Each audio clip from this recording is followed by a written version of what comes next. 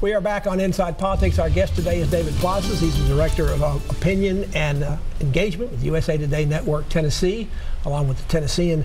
David, I'm a longtime reader and subscriber to the Tennessean. I've been used to seeing the paper's candidates' endorsements every election, usually right before early voting starts. Well, we're almost to the end of early voting and no endorsements from the Tennessean. Why not? So we're going to be focusing on two races. We're going to be focusing on the vice mayoral race and also on the Senate District 19 race. Vice mayoral race is a nonpartisan race, and Senate District 19 only has Democrats essentially who are running, so it's effectively going to be decided on August 2nd. What we found in our research over the last several months is that when it comes to endorsements, our readers more than anything want to be informed. They want good information, valid information. They don't. It doesn't mean that it's an end to endorsements, but it means that from now on we're going to choose very carefully what we do endorse.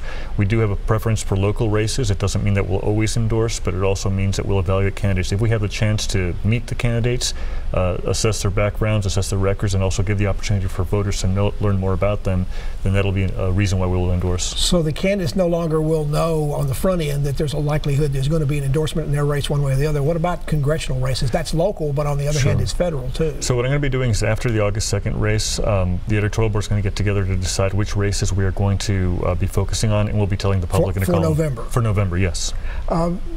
It's not going to be a situation where Gannett's going to do this on a statewide basis. The Knoxville News-Sentinel has endorsed Randy Boyd in the Republican primary. There was some thought perhaps that the Gannett papers were holding off on their endorsements because they might do one endorsement statewide, but you decided not to do it that way. Yeah, it's really important that individual publications have the chance to do an endorsement themselves because they know their communities better than, you know, for us from Nashville to dictate what Knoxville or what Memphis would do would just be terrible.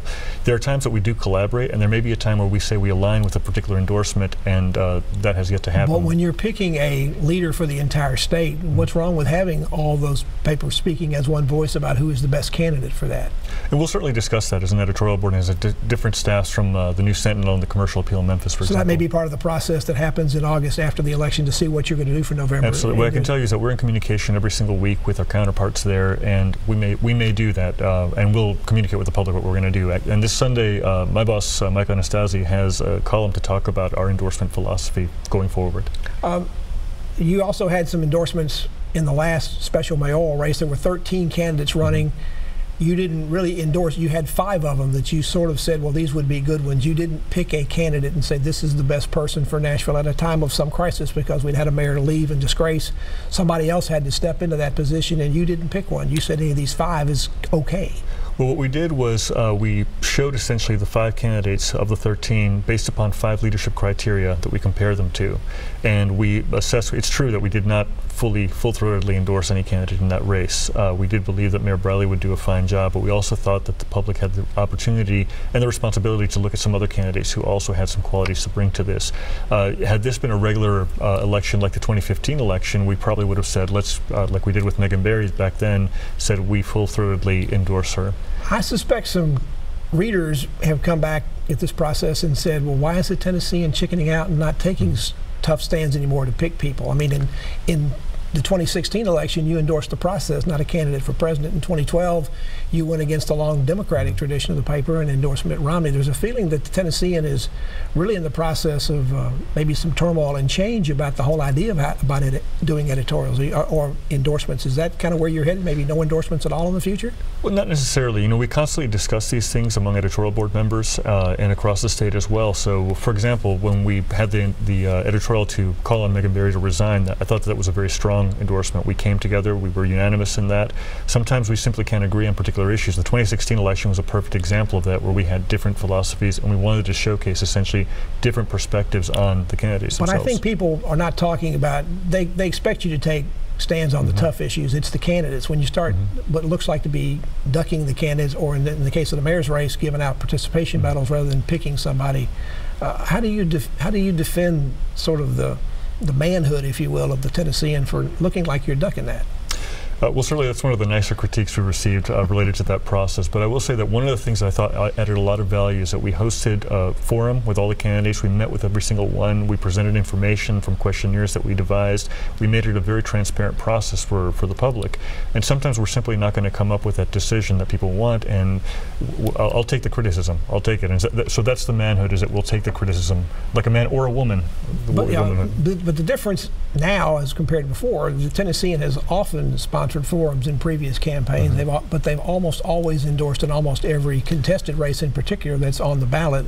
Not doing that anymore, is that going to take some getting used to for your readers? And for that matter, the candidates? Well, one of the things we found, just to mention again, our readers have told us through our own research they want to be informed first. And obviously there is a place for opinion, and it's all going to be case by case. I will tell you this is the most aggressive series of forums that we've had in at least recent history, in partnership with multiple institutions across the state, be it in Jackson or Memphis or in Nashville, and soon in Knoxville.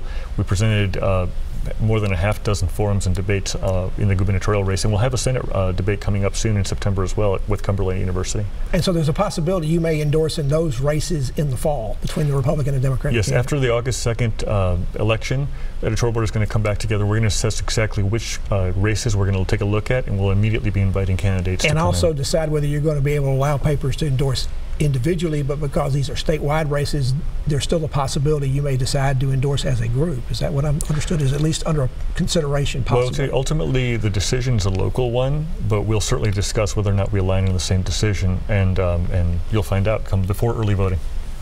So the future of print journalism in terms of the home edition is more and more perilous, is that right? Well, I'll tell you, the future of journalism is very bright when it comes to the information people want. We're seeing tremendous growth in terms of the digital circle. What shows up in my front yard may not be there as much anymore. It's, we've seen certainly declining circulation across the country, and we certainly have multiple threats that we have to look at. David Plazas, thank you so much for being here. Thanks for explaining your new situation and what you think about civility, and good luck with that. Thank you very much, Pat. And thank you for joining us on Inside Politics. Hope you can be back here again for a future show. If you can't get enough politics in the meantime, go to the NewsChannel 5 website. You'll find my Capitol View commentary there. New commentary posted every Friday afternoon. Enjoy the rest of your weekend, and we'll see you back here next time. Goodbye.